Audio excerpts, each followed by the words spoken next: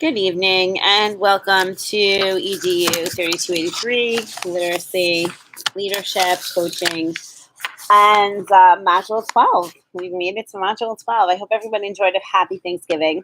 I just want to recap on the discussion from last week about the professional development. I really enjoyed reading all of your interests in professional development and purposes, and I added some of your suggestions. If you still have other suggestions, please send them my way because I really I'm learning to love exploring TED Talks and YouTube, and I hope you guys are too. So some of the takeaways were that you like professional development that has takeaways, right? That you can go, it's like, I learned it, and now I can use it tomorrow. Those are really the best professional development.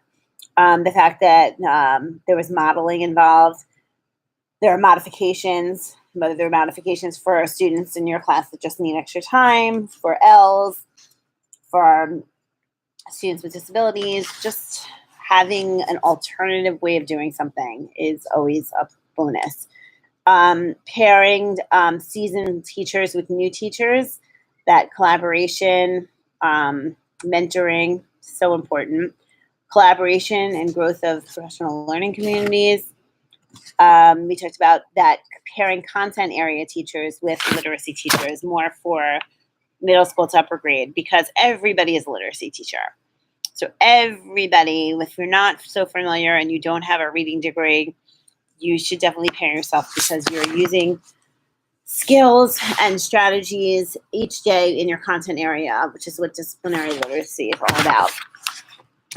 Engagement, very important to engage the learner in multiple ways. Some topics of interest. You said using surveys to reflect on professional development, or just giving a survey to ask your teachers what they would be interested in learning. And I was just involved in a meeting where we reflected on PD day that we had back on election day. And we looked over some of the responses, and now we're kind of trying to deconstruct them and see was it an effective professional development? Where can we as a district go from here? And I think I shared that with you, that it was about equity and how some people felt that are just feeling that there are different levels of equity in their understanding. So we realized that we certainly do need to have more clarity in our definition, but also to move forward in understanding that equity, in order to have equity, we also need to understand what's happening outside of the classroom. Feedback. Feedback is essential for professional development, and listening to the feedback. Everyone to present and to hear the same PD, also extremely important, something we've been discussing in my district, that there's so many different pieces of information that are being dispersed. So it's good to have everybody in the same room, or for everyone to receive the same professional development, so that we know that there is this coherence. And there's this, there is a collaboration because everyone has been exposed to the same information, which is what my district did this year, that everybody from pre-K to 12 heard the same speakers and had the same debriefing. So everybody was on the same page. So I think that is extremely important. Also, they were talking about team building, and just also being involved in, if there are initiatives, for teachers to be involved in preparing these initiatives and perhaps turning them into policy. Which brings us into this week. Just about affiliations in general, you're going to be asked to look at some possible organizations, literacy organizations that you might want to join in the future, or that you're already a member of. So looking forward to reading that on your posts. Also, just talking about what a literacy leader is. I feel like we talked about this a lot, but we're continually challenging ourselves to find out what exactly a leader is.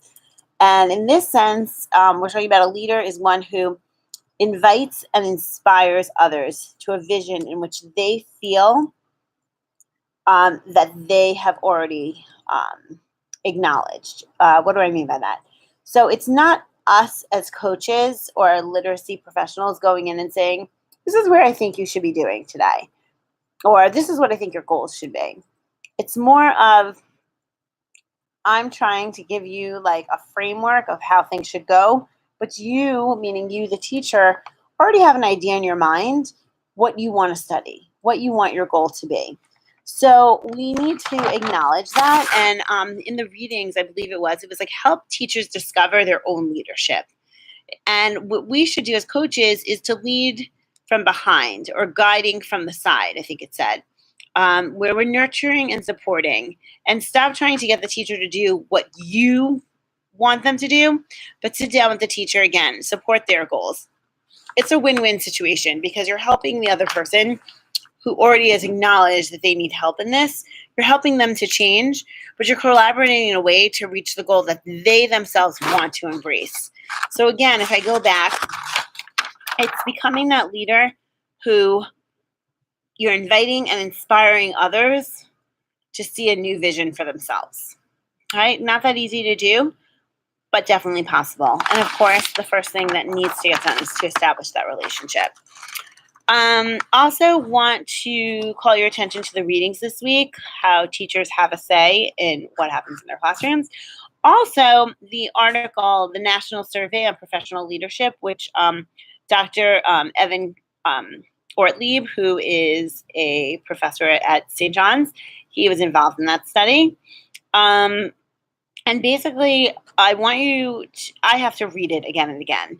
So you might feel like, what? I just read this. But each time I do read it, I get a different understanding.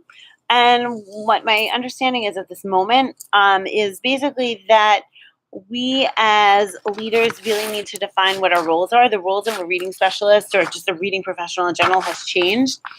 It's becoming more of support for teachers, collaborating with teachers, but also still working with students who are developing readers and who need our help.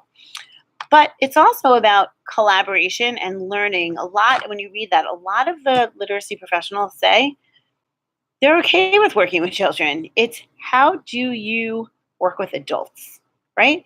Even the literacy coaches say they wanted more professional development for themselves on how to engage and work with adults, and time for instruction. Also to just be more visible. What did I say right here? Students, just the essential ingredient, of course, is school improvement. Okay, so you also want to be that leader that's going to lead your teachers into reaching their goals and hence improving their instruction, hence improving student learning and leading to student improvement.